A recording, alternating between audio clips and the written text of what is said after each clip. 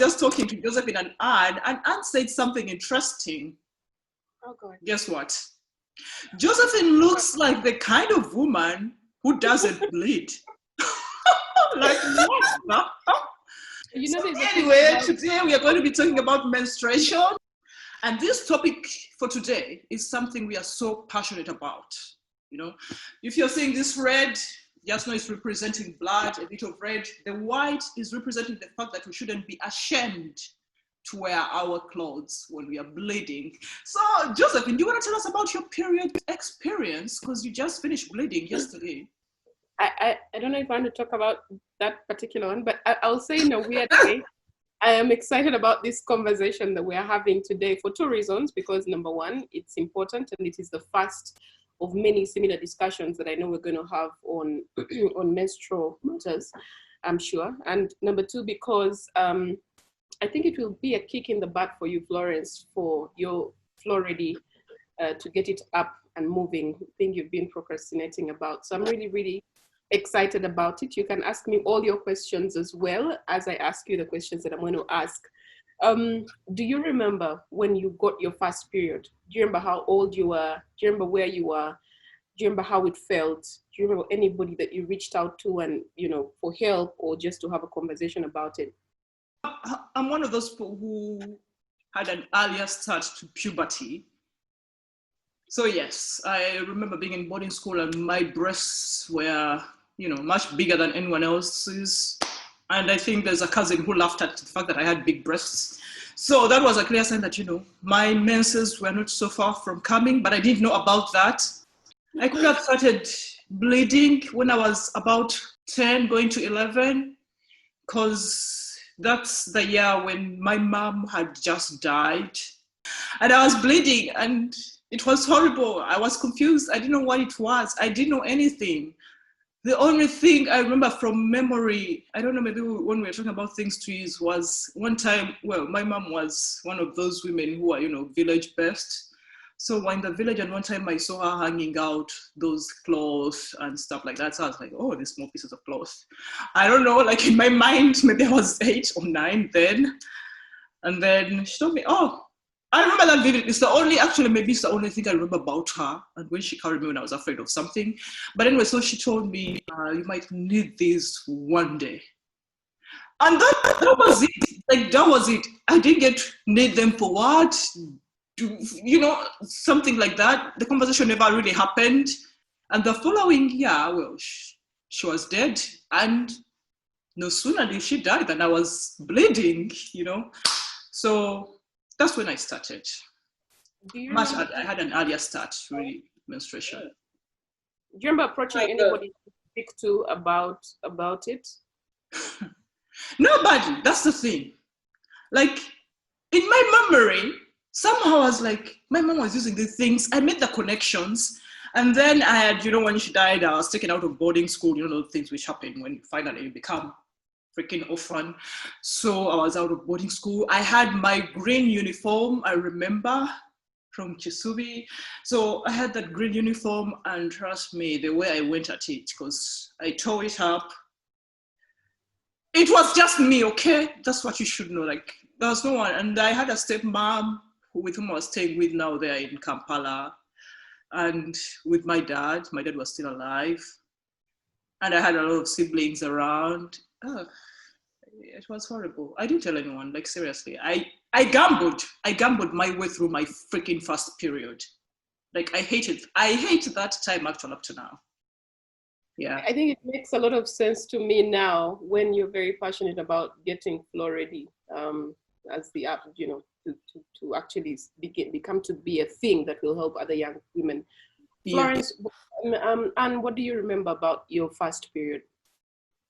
Yeah, I'm still saddened by Florence's experience. That was sad, especially knowing that your mom is not there. You could have talked to her probably.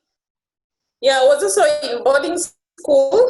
I think I joined senior 1. It was either senior 1 or senior 2. I'm not so sure. You guys, I was in senior 1 a long time ago. So, but I remember before going to, when my mom was packing for me my suitcase. She put something like a cloth. Yeah, it was early 90s. There was really access to reusable. It wasn't even a question of, I think, money at that time, but I didn't ever see disposable pads.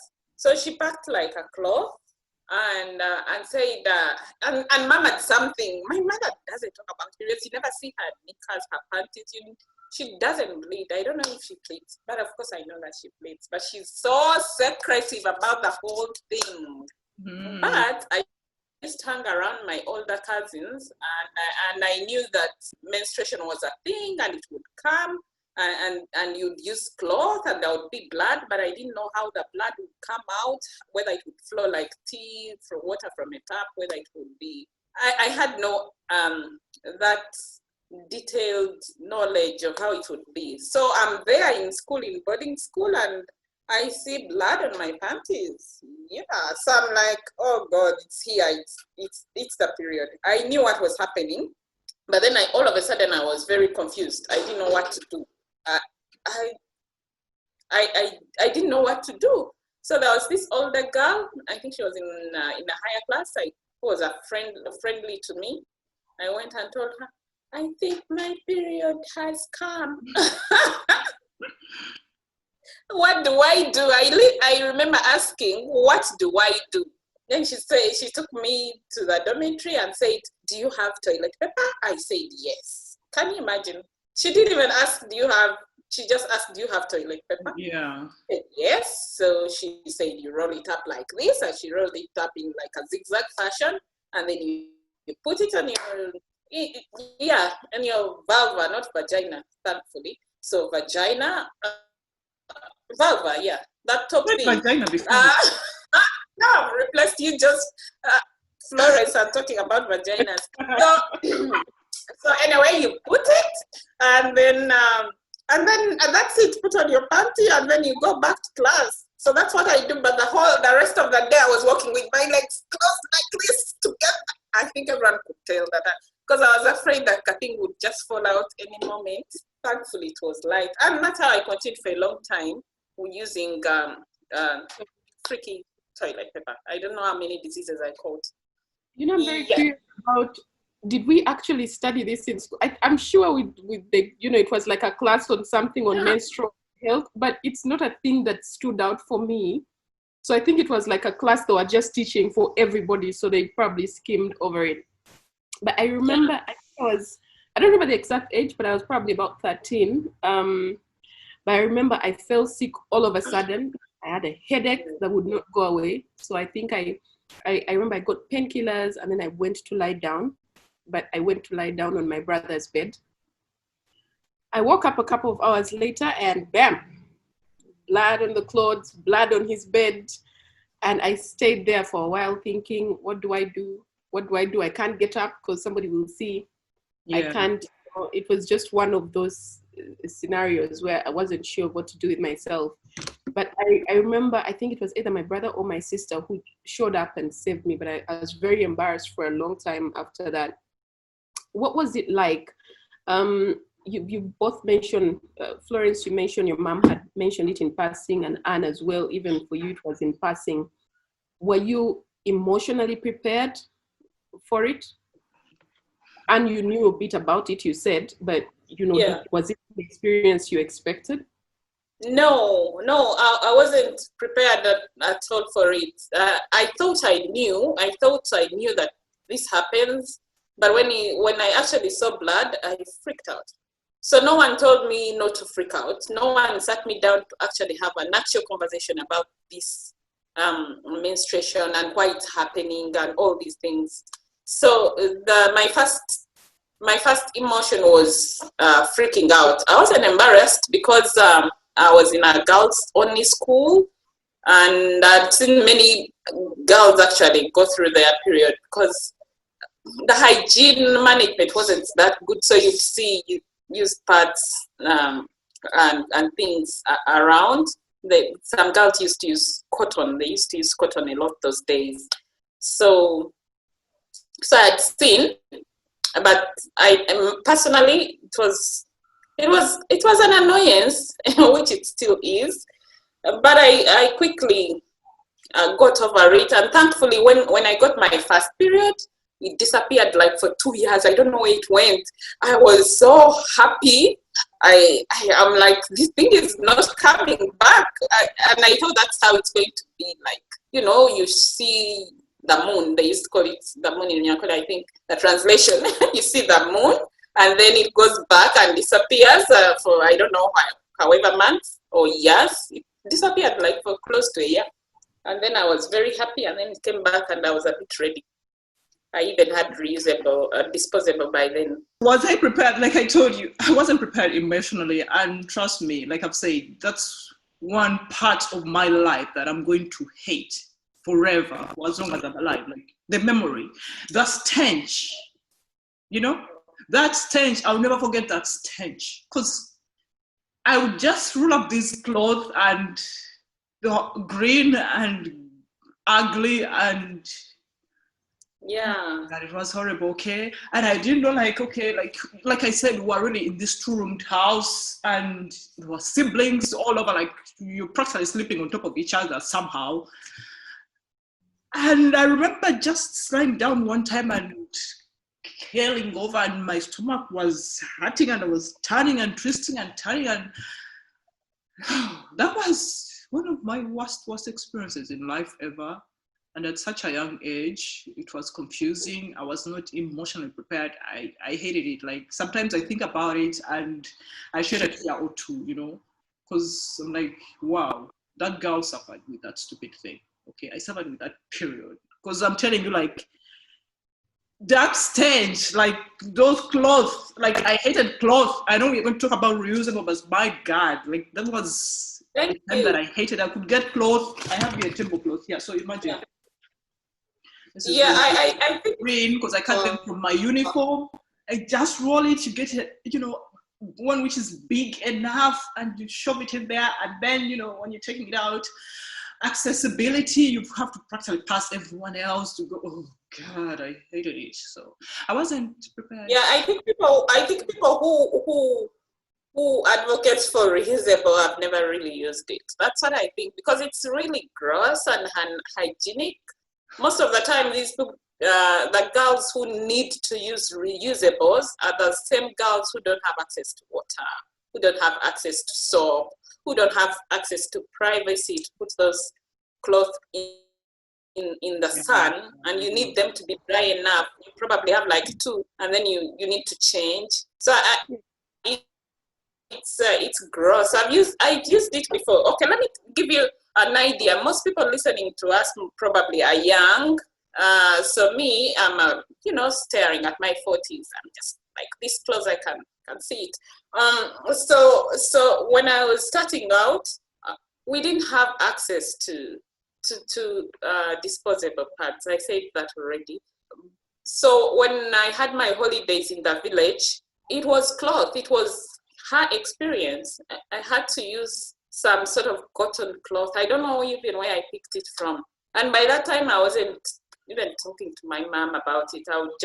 But she would know, but I would just have some cloth, and it was just dirty and so unsanitary. So it's nothing I would ever wish for my daughters. And nothing I would ever wish for anyone. Yeah. I remember later I advanced to a bit of cotton, because then I don't know how I ended up with staying with my cousins, and then I was introduced to cotton. So you get that cotton and you put it there, shove it in. Yeah, without gauze or with gauze. So I would triple the cotton, the cloth, and then that ugly tissue. Oh my God, that tissue traumatized me. That pink, green, fold it. And let me tell you something. I know, oh my God, Josephine should give you this, but I feel like we are taking over with Anne. I feel like... I like where you guys are going. This, but this thing was traumatic. I remember that tissue, and I'm like, what? Do you know why these days I buy the finest toilet paper ever? It's because of that experience.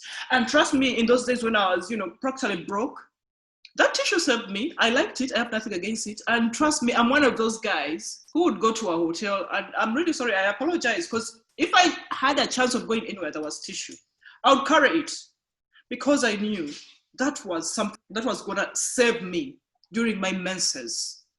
Yeah. So I would carry it.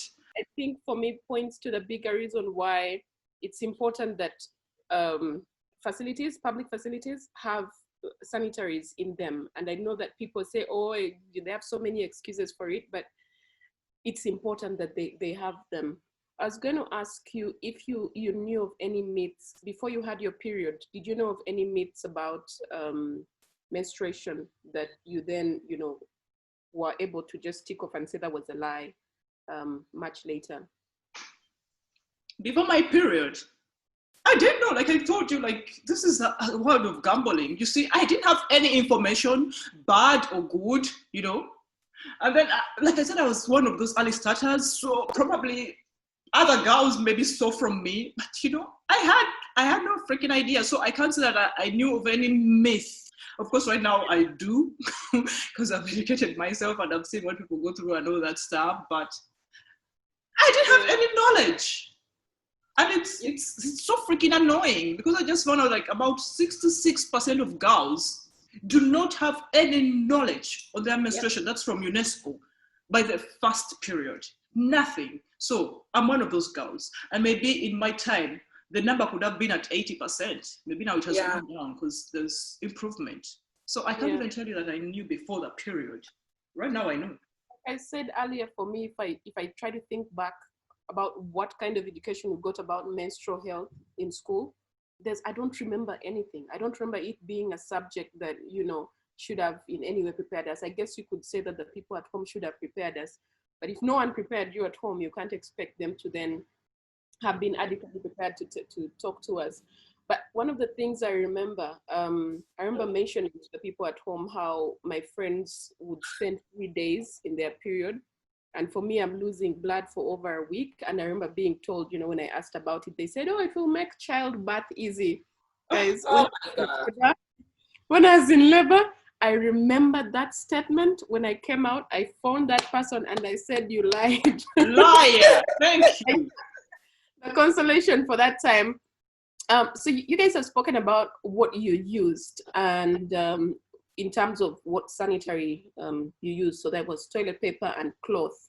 What did you use or what did you do for the pain, if any of you had that discomfort and pain? God, the pain. How do you deal with pain? You don't even know what medicine to use. You don't have the money to buy anything anyway. So I cried. Tears helped me. And that's why I don't know. You see, everything is historic with me. Because right now, if I'm going through anything, like it's tears. They kind of heal me. Even right now when I get my period, my husband gives me space and I cry. I bawl my eyes out. I cry like I don't know what. Like I'm really freaking arting and I feel better. And that's why, even now, growing up, I try to avoid the meds because I was like, wow, I was never able to use them. So I find my own solutions like, oh, don't eat. So I go hungry for a long time so that, How is that a solution? In my system. Huh? Not eating. Habits, not eating. Yeah. I don't eat before my period starts, I don't eat. And on period day itself, I do not eat, So for like until evening, when somehow my stomach is settled, What do you it's rare to catch me even taking any tablets. And what do you do? I take tea, lots of tea. Because myth. That's a myth. Yeah.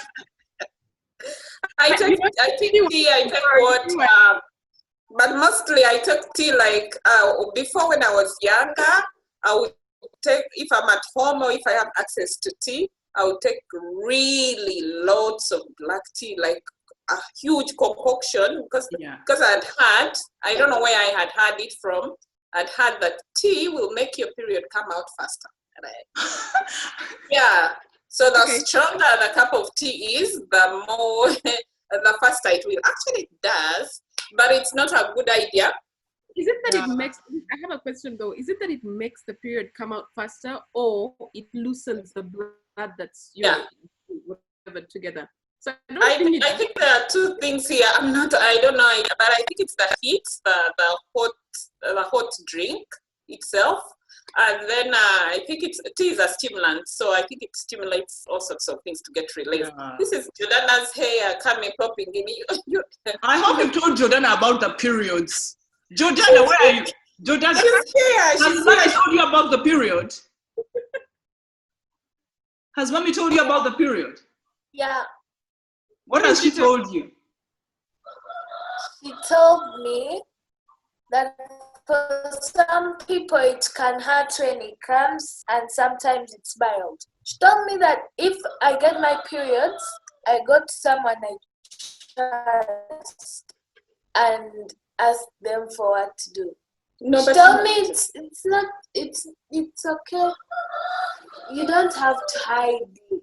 Oh, that is nice. We are still talking. I haven't showed her how to use it on the, apparently, I haven't showed her how to stick the sanitary pad on the pad.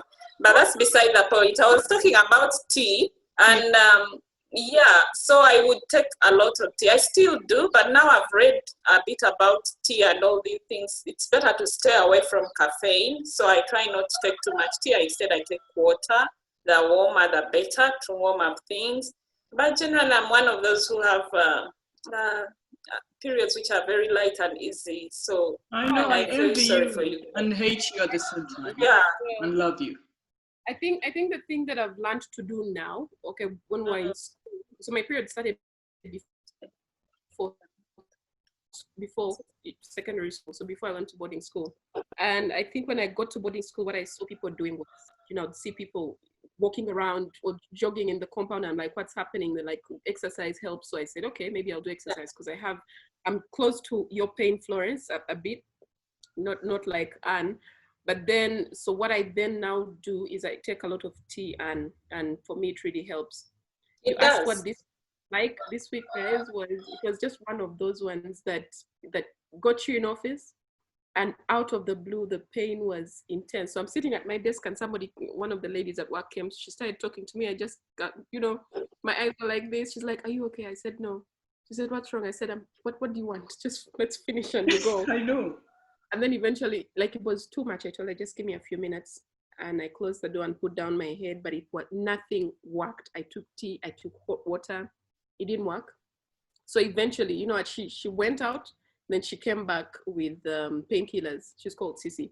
And I just said, bless you, thank you. I immediately swallowed them. So painkillers work for me, but I try to avoid them. But the other thing I now do is I'll avoid alcohol during my period. You told me. Yeah, I'll avoid fried things, sugar, and anything cold. I'll just avoid anything that, or even foods that I know make me feel bloated, because it just gets so much worse around that time. Like the whole day, my stomach is swollen. I'm thinking, yeah. So exercise. Yeah, I get the bloating too. So I go hungry. You've talked about exercise, actually. It's something because I've been in this belief, I was like, nothing can help with this pain. But actually, when you exercise, like 3 days before the period, it makes a difference. Yeah. It has made a difference for me. I've realized that. So I was like, wow, okay. I was like, fine, I should be open to this. So pre my period, because I always know it's going to come around this time. So I do some exercises. And it helps. Of course, the pain still comes, but still it does help. Like sometimes I don't really feel that strong pain like, it was in the past. I don't know whether it's even psychological. I just keep the things you keep telling yourself. At first, I used to believe that Pepsi does help. So I used really to drink a lot of Pepsi during my period. I had a roommate who would do a lot, like if her period came, we're 4 in a room. Someone would run to get painkillers, another one would run to boil, would run to the shop to buy Coca-Cola, like another one would run to fill bottles of hot water and just come, and so she used to tell us Coca-Cola would work. I just avoid soda. Yeah. Psychologically it works. Psychologically it does work. Yeah. I had one of those friends who would get her period in school, and then she would be crawling and screaming, and just the best you can do is maybe massage her back and Yeah, just give What? her a Oh my massage. God. One time I crawled my way out of university. Yeah. I crawled out of university running. The good thing that I was staying down, below Makerere University with my cousins. I ran like the devil was after me. Like, wow, that pain is horrible. I don't know why women, we go through a lot. No, seriously. But you know what, how a lot of men downplay it and make it seem like Oh. we're overthinking about things. But I'll just read 2 quick comments. Jessa says, thank you, ladies. And Jules says, I did not know much about menstruation until last year at the age of 36. I did not even know my body. That's the thing about why these conversations are important, that people must have them. 36. Amazing. Yeah. So, and you spoke a bit about, what did you say? You mentioned at the beginning how you used, what they call them? Reusable. Yeah. Sorry? You mentioned using reusable sanitaries. Yes. It was one of the questions I wanted to ask you guys about. I knew when I was going to ask you that question. So one of the days, 2 of the days this week, I decided to use them so that I could know a bit about what I was going to say or what, we're talking Tell about. us. Hey, How guys. was that? It was very different. It was so different because, so the thing about it, when one of the comments Flores made on the WhatsApp group was about the washing it after. Yeah. Yes, the washing. Yeah, gross. The mindset I had, like I thought about it and I said, so when I took it off in the evening, I'm thinking to myself, guys, no, but I said I have to do it because I have to have the full experience. But then I think that the worst thing for me was I kept feeling like it's going to fall out. Yeah. People don't have that glue-like attaching thing at the back, so they have like a clasp. Yeah. It means it might move, it might, maybe I just wasn't using it right, but I can understand how it's a very useful thing for a lot of girls who need it. I just worry about the hygiene aspect of it, that you have to wash it and wash it really, really good. But actually, those reusables are getting improved, because I know I just took a learning session recently from someone here in the UK who gave me this menstruation, women's environmental movement, which really is passionate about menstruation and, not using plastics, reusables, but they are really getting improved. And now they try to put cotton like within that reusable. And it's something a girl can use for up to like 8 hours without taking it out. And then if they take it out, they can put it like in a bag and then put another one. And then they can go back home and then wash it, So they're getting improved. So I don't want to really lose my mind with that, because the disposables that we're using are plastics, which are also harmful to the environment. So I'm really open to anything which can save the environment at the moment. And I'm open to reusables. And talking of reusables, this is a plastic one. Reusable, you can use it. I am yet to experience it since I bought it. I tried it once and I screamed and I was like, okay, I'll give it another try. But people swear by the menstrual cups. People swear by them. How it works. I know that I saw Mildred, one of the people I follow on Facebook, and she was talking about, you then get the, what's it called? The blood, and she uses it for plants, and people just kept saying, yeah, that was gross. Plants ever. But she says it's like a fertilizer. How does the cup work, Florence? Well, the cup, how it works, well, okay, let me get into it. I've not used it, but I've tried it. I've watched a lot of YouTube tutorials. So you fold it any way you want, really. Like you can get, your size, medium. So you can do a C, and then you can use a lubricant like water, or if you have, any oil, which is really safe, you use it, and you just shove it in. Yes, it goes in all the way until it touches the cervix. You see, this is the thing, people don't even know. That's why I say we have to say the word vagina enough, because you're going to explain to the girl child to use this, and they're like, okay, where is that going? Through the vagina, and then touches the cervix a bit, So you can fold it as many times as you can. We can share these videos, by the way, I guess. Like there's some that I found which are really amazing. So you can fold it in different ways. Some put a fist and then it comes out like this. But it goes in and it does the job. It holds that blood for like up to almost 8 hours. You know, you can have it in. And you can still pee. And that's the thing. When I didn't understand my anatomy, I didn't know where the vulva was. I didn't know where the urethra was. So when I started bleeding, I was like, oh my God, will I be able to pee? Blood coming out and the pee coming out, you know? So girls need to be told about their bodies. They need to understand where does the pee come from, where does the blood come from, which one is the vulva, like not the whole thing is the vagina, you know, all that stuff. Yeah, the urethra. Another reusable, which I'm going to try myself because I bought these after I'd finished my period. So is the period underwear, period proof underwear. Apparently, this thing can hold up to 4 tampons worth. I don't know, I had a tampon somewhere, but I've lost it. 4. So I want to try it. It's a reusable and I'm told that you can go up to like 12 hours. Can you imagine without taking it out? Yeah, that's a good night's sleep, uninterrupted. I know, right?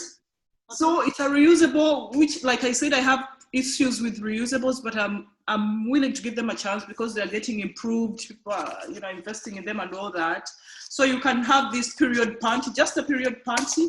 Of course, if you're not sure, even when you start using a menstrual cup, have a pad as well as backup.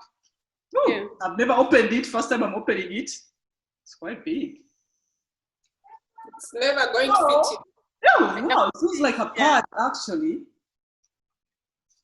I wonder, like I'm scared already. I feel like it needs wings, but I'll try it on my first day. And they say it takes the care of heavy periods. So I don't know. I'll tell you on my next period what happens, but I'm gonna give it a try.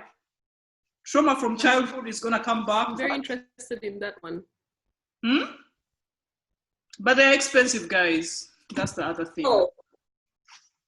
I think this one was like almost 30 pounds.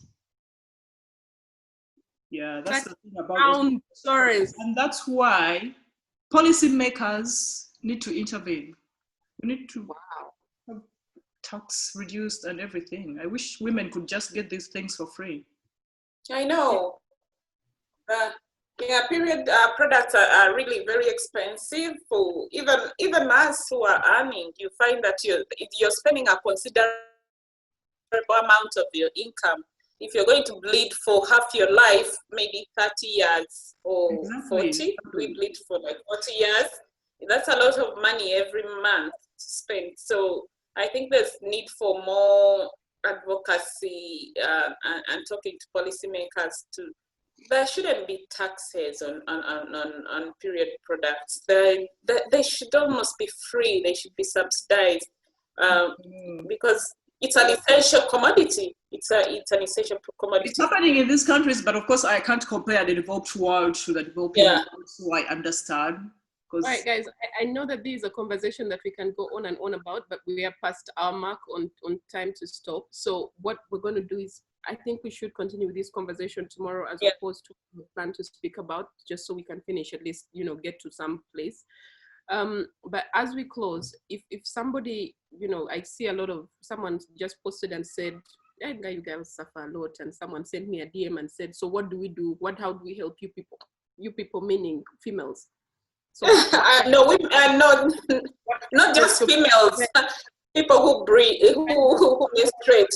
Then do you give to the person in your life who is menstruating? Like, I personally, I'll say when somebody says, oh, rub your back, please don't touch me, just leave me alone. So what kind of support do you need? Is it that just be willing to go to the shop for me, or just, you know, just let me breathe or be away from me or whatever? Lawrence, I'll start with you, and you. I guess I should call my husband. He should tell you. He's supportive, by the way. Sometimes he goes and buys me, you know, when he's in the store, he comes back and he has pads, and I'm like, wow, okay. Although one time he bought me these very big ones, the huge ones, which I've never used, but I'm learning.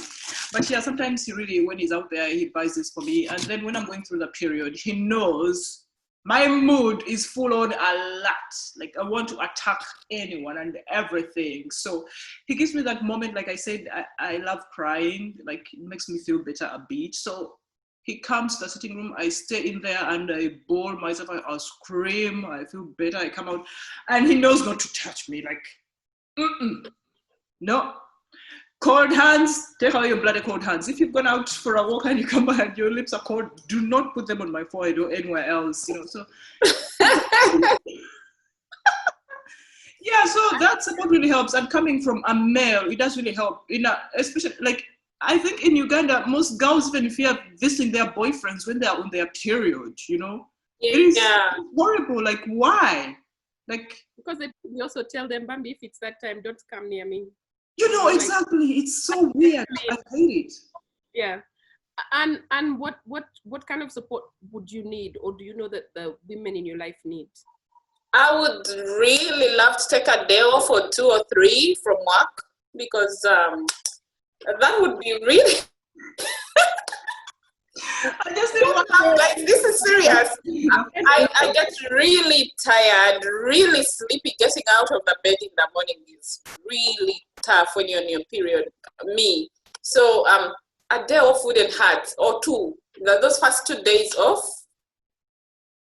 they wouldn't hurt. So I like to sleep in. If I have the opportunity, I like to sleep in, and I love a warm shower. Thank you. Normally, I'm a cold shower person, but on my period, I want a warm shower. Then I want that tea refilled over and over and over again. Yeah, if I had a husband, I would love to be cuddled and held and pampered. Yeah, that would be nice. I wouldn't chase away my husband, boyfriend. Yeah, I would want them. Yes, That's when I want to be held and touched. Yes. Bye. Can I say one thing about, you know, support in the workplace, maybe? When I was at NTV, I don't know if I've said this before, Kato was really supportive. He knew when I was on my period. That guy, I would stay and work in-house, you know? So that was really nice, really. Bosses need to be understanding, because I couldn't go in the field and take all my frustrations and my piss off. Oh, by the way, if you ever see me so pissed off on social media, sometimes when I'm attacking someone, I could be. That's why they say it's that time of the month. I could be. That's true. Just quickly reading some comments. Charity Patrick says, I almost fell into the subway due to pain. What about moon change? Is that something that happens to any of you or someone you know? Moon change? Mood. Moon. I don't know if it meant, I don't know if we're trying to mood. I think it's mood, but it's moon change here. Yeah, mood change.